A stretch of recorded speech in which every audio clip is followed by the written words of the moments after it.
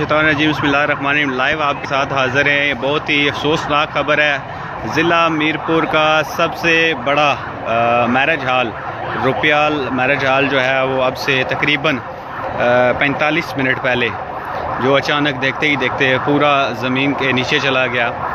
और कहा यह जा रहा है अभी तक 48 से 50 के करीब जो लोग हैं वो अभी मलबे तले दबे हुए हैं यहाँ पे।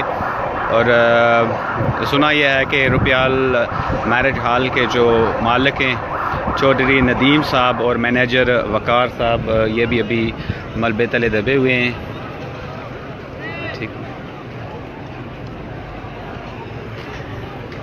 इंतज़ामिया यहाँ पर पहुँच आई है, एम्बुलेंसेस खड़ी हैं और अभी तक जो है वो 5 से 6 लोग जो हैं उनको मलबे से ज़िंदा निकाल लिया गया है। इंतज़ामिया और लोग अपनी मदद के तहत यहाँ पे भी काम कर रहे हैं।